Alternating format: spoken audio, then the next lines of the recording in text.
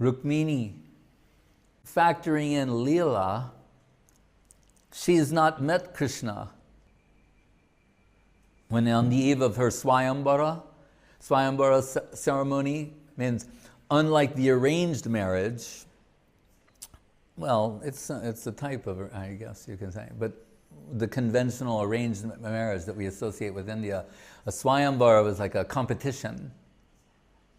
4 very aristocratic girls, princesses, so many valiant men would come and, vie for her hand. There would be some extraordinary feat that you had to achieve that would demonstrate, prowess, virility, intelligence, all that.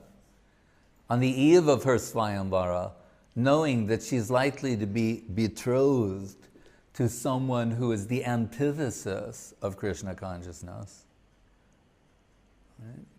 And anticipating spending a life with someone who is utterly devoid of Krishna consciousness, who's opposed to Krishna consciousness. She writes Krishna a letter she sends through a Brahmin messenger, inviting him to kidnap her. Now that's a good idea.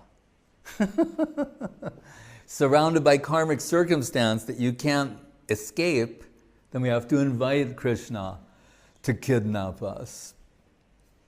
But in the first verse of that letter, told in Charitamritam, Chaitanya Bhagavat, that Mahaprabhu, he wanted to, he told his devotees one day that he was suddenly in the mood of Devi Bhav. And he wanted to dress and dance like his potency, his Shaktis. So it was arranged, and without going into all the details, when he took the form of Rukmini, everyone was astonished, all the devotees, and they saw him dressed as Rukmini and taking the divine form of Rukmini, and tears pouring down the lotus face of Nimai Pandit and the scarab, and they were like the ink, and with his finger, the earth below was the paper, and his finger was the writing instrument, and he began to write this sloka, Shrutva gunan bhuvana sundara shrinvatam te, nirvisha karna vivarai haratonga tapam, rupam drisham drishimatam akilarta labham, tvayachyuta vishachititram apatrapam me. Where Rukmini says, hearing about you, Shrutva gunan bhuvana sundar, I can understand you're the most beautiful thing in the world. That impression has come to my heart just by hearing Srinvatante. And now I understand why there's such a thing as hearing. This is very beautiful. Now I understand why we have ears and we can hear. It's not just to talk to other people and communicate base necessities. Really, the reason we have hearing is so that we can hear about you. How beautiful you are, how wonderful your activities are, how sweet is your holy name, how sweet is the sound of your flute. That's why we have hearing.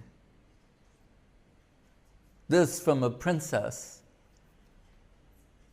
not any ordinary princess. And this, we might think it's an extreme position, and perhaps it is, but it's real. This is reality. This is why we have the oral sense capacity. Really, truly, it's not just something devotees say. Shrudvaganan bhuvana sundara shinvatam te nirvisha karna vivarai haratonga tapam rupam drisham drishimatam akilarta labam tvayachyuta vishati patram apatrapam me. So she's saying, so now I no longer care about anything in this world, having come in connection with you. So shamelessly, I'm inviting you to kidnap me.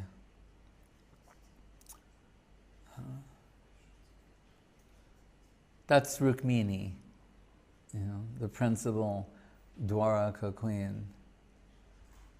But in this world, we have to live. There's so many things that we have to do. But underlying purpose is for the pleasure of the lotus feet of Guru and Gauranga, for the service of the lotus feet of Guru and Gauranga.